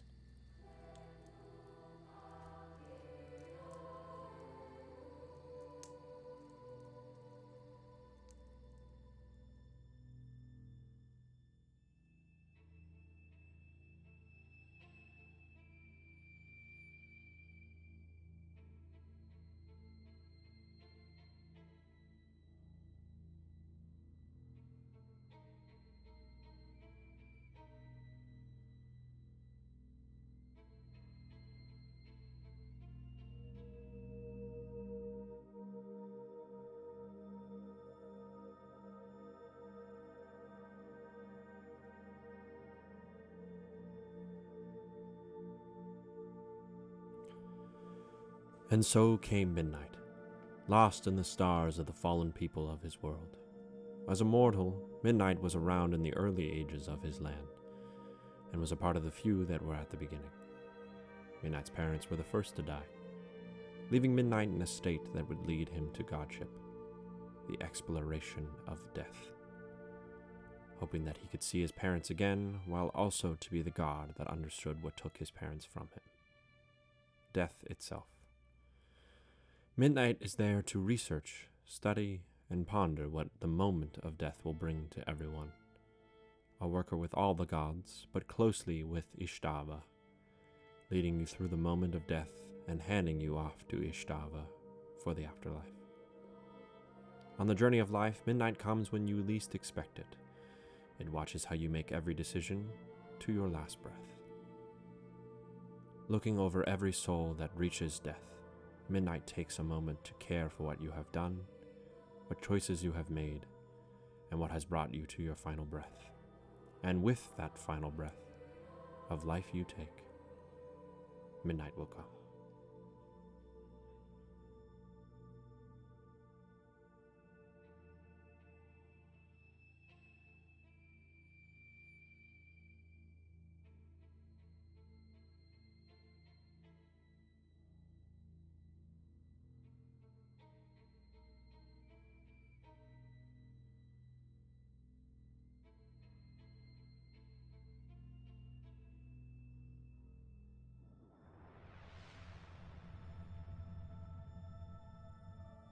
During the birth of Regolus, Uro created with it a messenger who would meet with the Crucible and assist them with the maintenance of this blossoming new reality.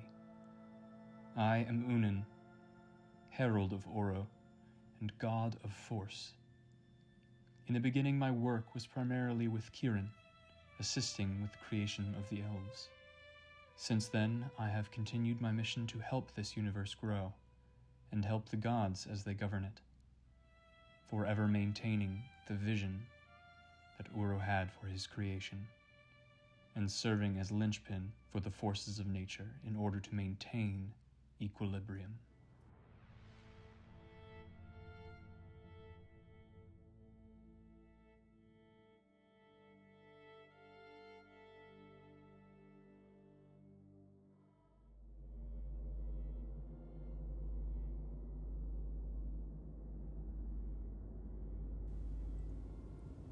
Welcome. Don't be afraid. There's no reason to be. Let me start with telling you a story. Maybe that would make you more comfortable. But please, you're safe. This story is about the first person who died. So, when the first mortal perished, no place had yet to be created for the dead, except for the god sleep. This mortal came to the sepulchre of the gods alone and with no means to return to the worlds of the living. It was not a place for them. Yet, unfortunately, they were there because there was no other place for them to go. Fearing an eternity of nothingness, or worse, being discovered by a not-so-forgiving god, the mortal tore into the ether, desperate to escape. The ether tore back, filling the mortal with the vast potential that Uro gave existence. All that was before and all that would come to be, ripped through the very essence of the mortal's mind and body. But the mortal's will was strong. So strong that once soul and vessel had been consumed by the void, their will remained. From the ether, something began to stitch itself together. The very fabric of the universe, combined with the mortal will to endure, weaved a new being. A friendly face to meet at the edge of eternity. A shepherd to guide souls from what was to what will be. the new god, imbued with the spark the mortal left behind, fashioned a name for themselves. Ystävä. Ystävä carved out a piece of the god's sleep for the perished mortals, for you. Ystävä made it for them to come for a final rest, or to be reborn into the next cycle.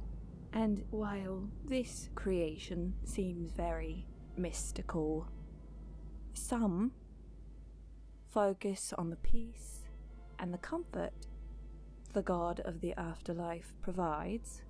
Others fear the great unknown, which I don't blame them. Unknowns are scary, but a very select few believe there might just be something more to be discovered, even beyond the veil. Maybe one day we'll find out. Welcome to the afterlife. My name is Ystävä.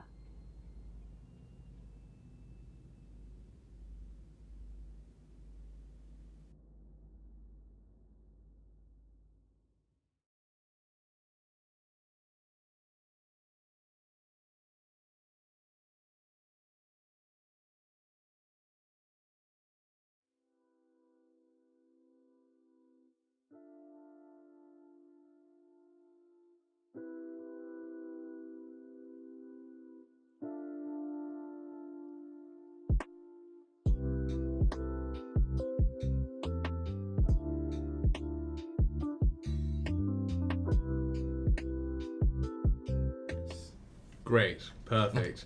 Welcome back from the break, back to Bards in New York, and we are going to get started with a couple questions from the stream, I believe. So, our first question is from our dear friend Nemi. And it is, for the mortar world, is it more or less entirely developed at this point, or are the gods above still shaping it? I would say it's... The best way to put it is it's kind of like a science experiment, right? You have a hypothesis and you have to test the hypothesis a number of times, and during those testing phases they are active. And I would say the current state of the mortal world is in a testing phase. It is the gods, and new gods notwithstanding, of course, you have your own opinions, but the Crucible certainly doesn't view their job as done. That's my answer to that question. Thank you, Nemi. Second question is also from Nemi. Nemi And 2.0. Okay. It is, what would you say the population is for the mortal world? I would say the population total of like sentient mortals, the Elvenon, we know that humans exist, and otherwise, it's, I don't want to give too much away, but it's, at the moment, it's somewhere below 1 million people. Between, I would say it's probably circling around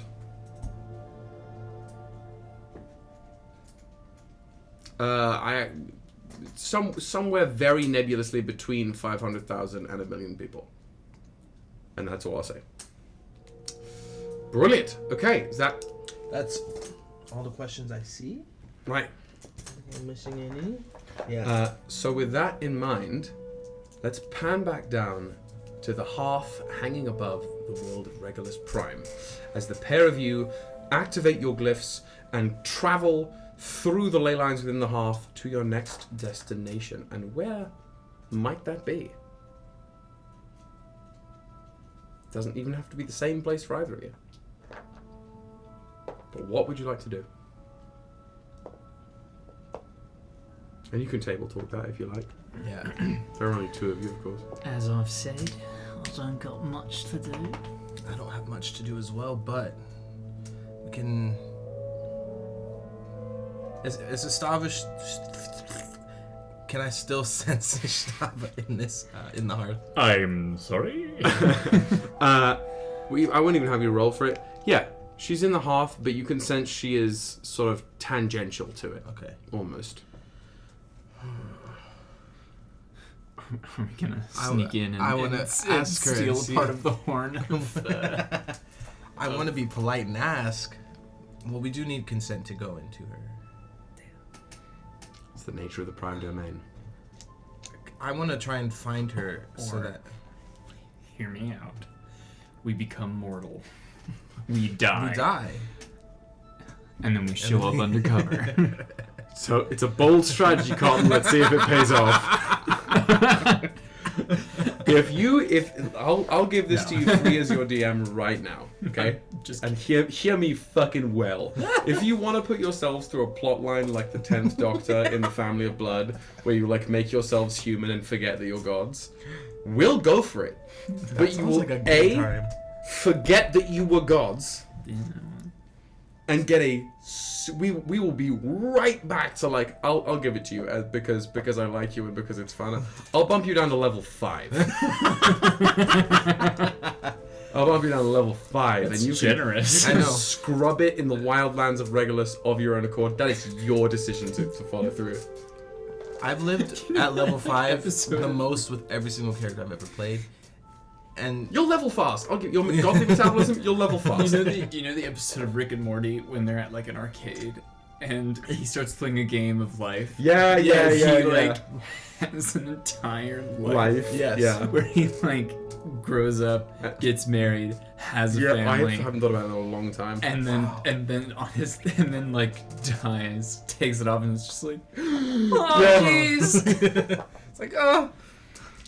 When you think about that show too much, it hurts. Yeah. And that's it's the middle finger of like you shouldn't. Yeah, don't. Yeah. Like Don't do that. don't take it seriously. We're not taking it seriously until we do, because fuck you. Because fuck you. Okay, so is there anything you want to play around with, or do you just want to like hang at the world beacon? we haven't visited our own domains. Would you like Only to go gonna- to your domain? Let's have a good time. Would you like to take this upstairs? Yeah. Oh my! Back to your place or mine? As we've said before, there's not a lot going on though. Yeah. Okay, I don't think it needs to. That's fair.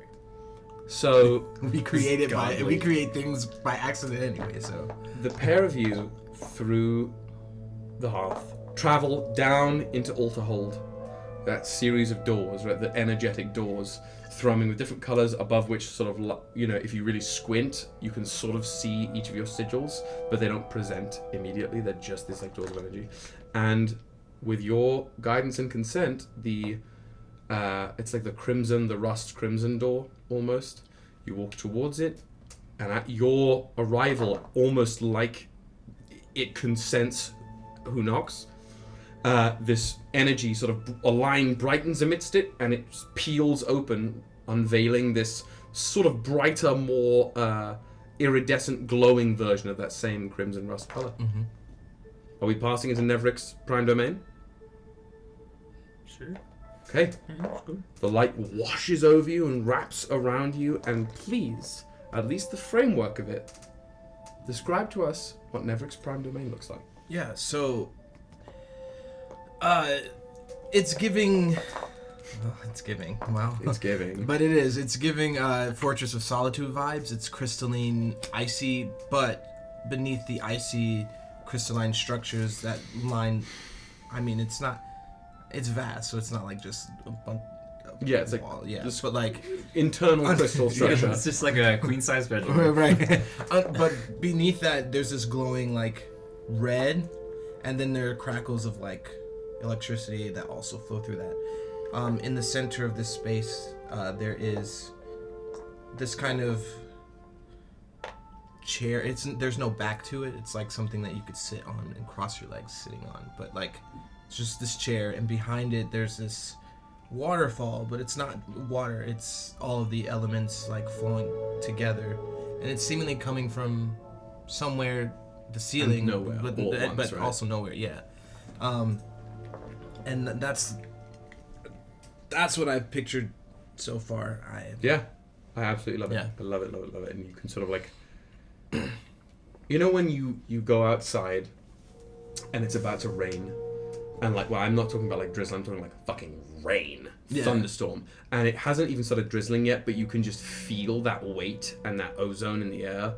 There's that sort of elemental pressure and smell sort of singeing through this room. There's an energy to everything, basically, as you can feel it.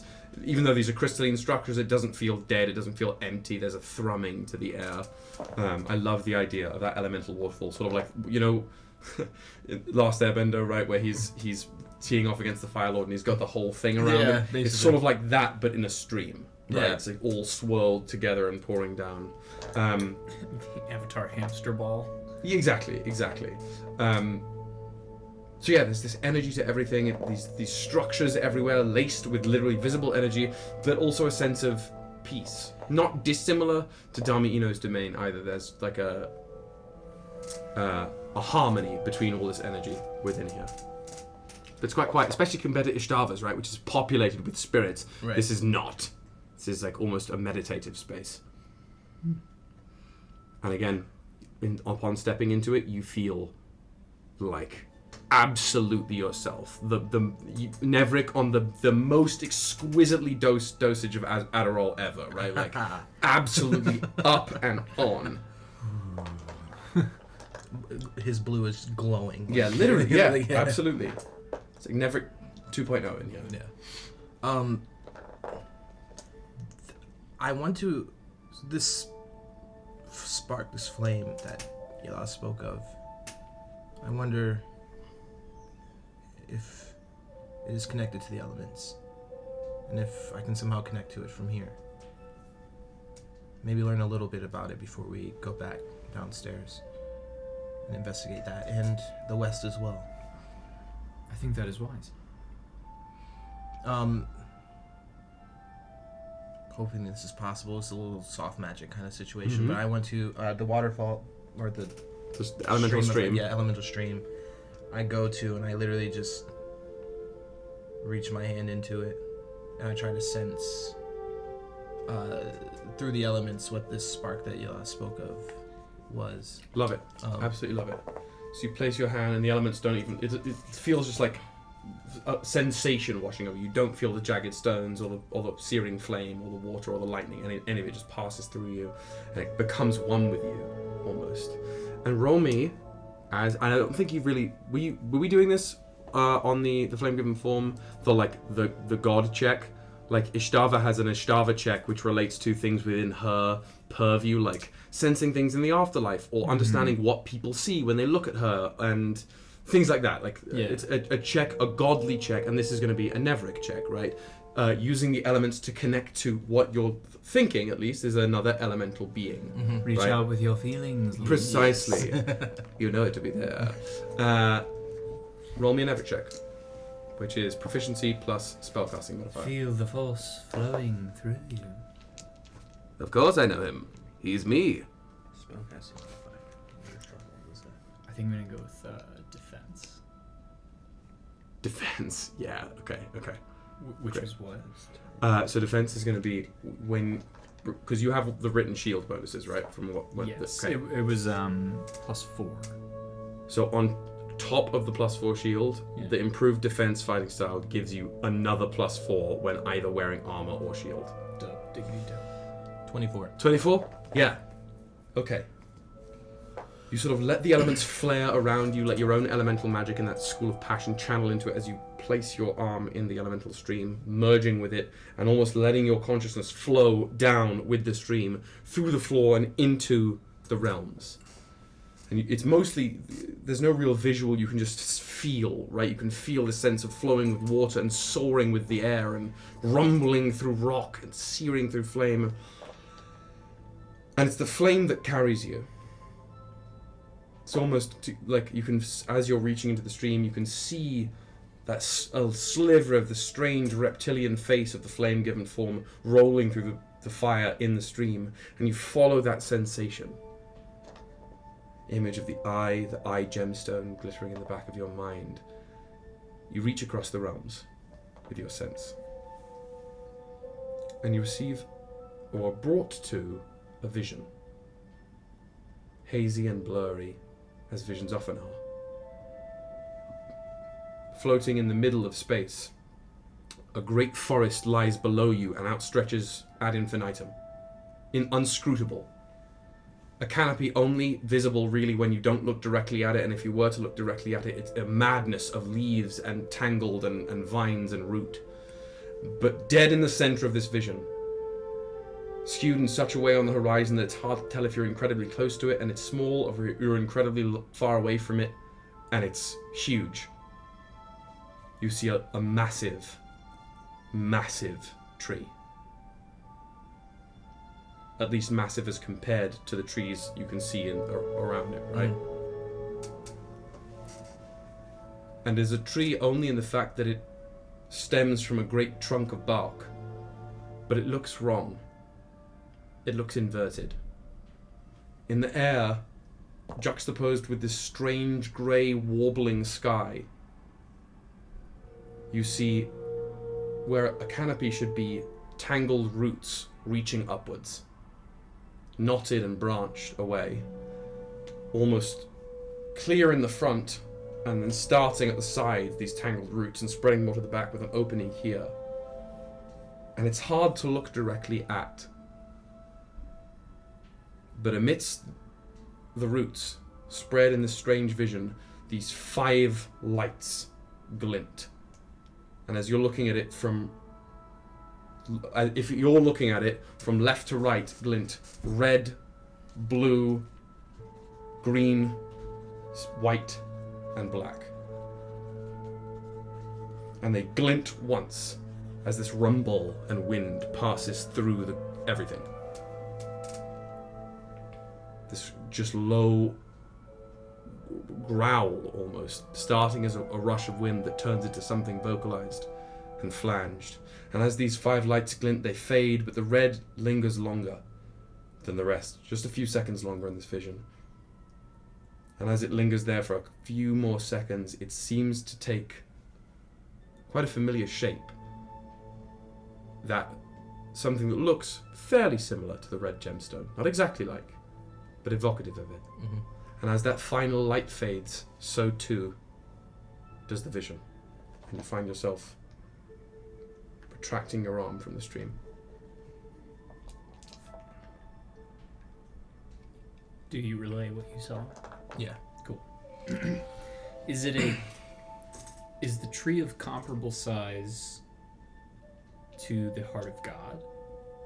It's hard to say. Possible to say. It was a vision. Right.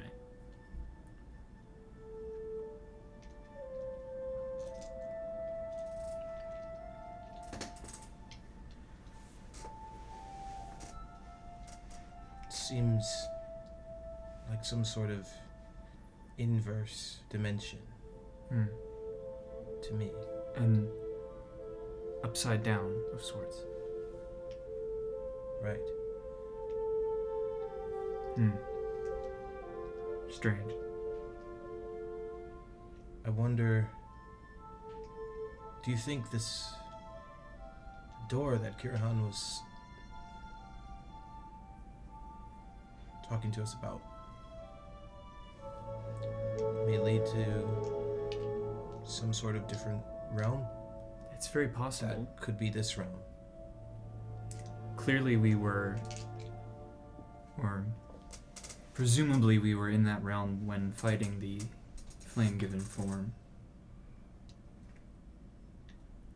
And it perishing there, or being defeated, perhaps left an essence behind, and that's where it remains. So, which is probably not a great thing, considering the mortals are slowly wanting to move through the door. And now on the other side is not only a large forest of mystery, but more stuff. Yeah. And who's to say there isn't more beings like the flame-given form?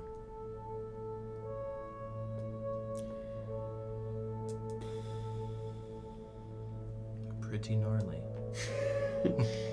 Righteous. It seems as though problems on Regolus are stacking.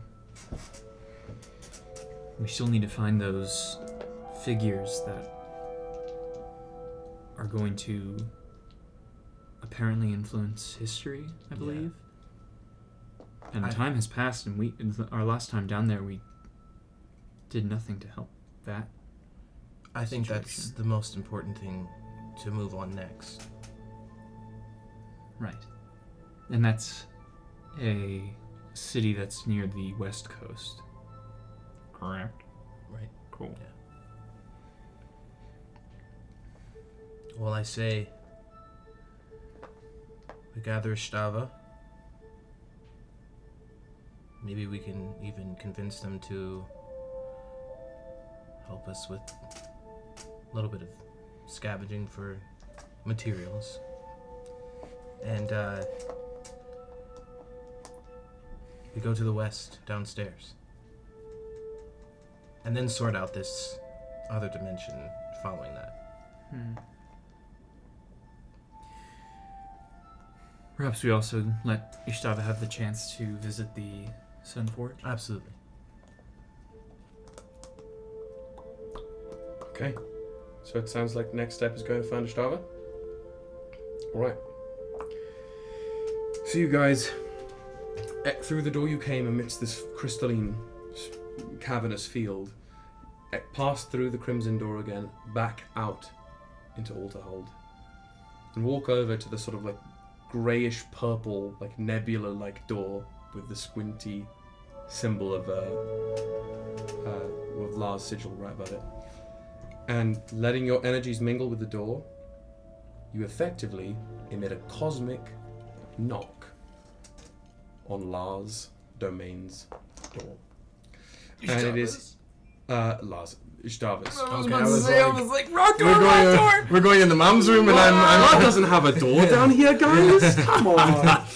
Yeah, on We walk in, she's just like stone cold boning. We're like, she's railing the sun. S-U-N. Turns over like, you're next, pal. Get in, child. No, you emit... Mummy? We're cutting that off. Sorry. Right there. Sorry. Right there. You allow your energy to resonate a cosmic knock on Ystävä's domain door. And that is where we will pick up next week. I know this is a shorter session, but as we are really sort of getting into following some threads in the campaign, I don't want to press on too much without the agency of all three of our main cast. So we'll pick up next week with Hannah actually having a little moment and going back through some of Hannah's stuff. By that point, we'll have talked about your prior conversation. Cool. Before we move on to heading seemingly down and west. So we'll do that right about next week. So everybody, until then, enjoy yourselves. Have a lovely rest of your week. Work just enough to get by, but don't push yourselves too hard unless you feel like you need to. Tell somebody you love them. As for the pair of you, definitely don't take any of the tweaks we made to character stuff on your sheets. Yes. And if you haven't, subtract 300 points of ether each from your ether total. You should each be down to about 75 modes of ether. Cool. And that's where we will pick up next week. Also, our hearts are with the Ukrainian people. They absolutely are. There are a lot of different sources to donate, to help, to send aid in various ways. I saw that they were doing, people were doing, were booking Airbnbs in Ukraine just to, with no intention of going, just to funnel money into put money people there. That's a great way to put money directly into people's pockets. Super creative, right? an amazing way of using the internet for good instead of what it normally is. And I'm not going to mince words here or anything. Just lay it completely out on the line.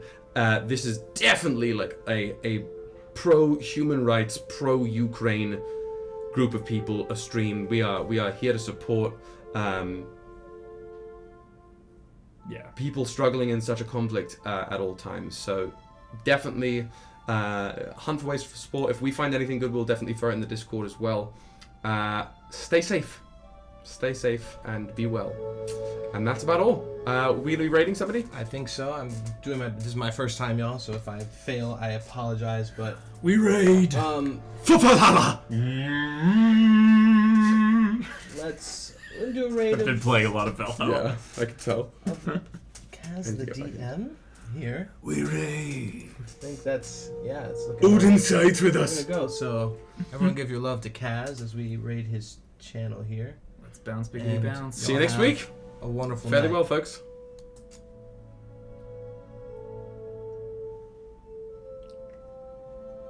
Did we raid? Are we still live? Oh yeah. Hold on. Oh no. I think we're still live. Hold on. If you can This is still good. hear us. We're stranded. We're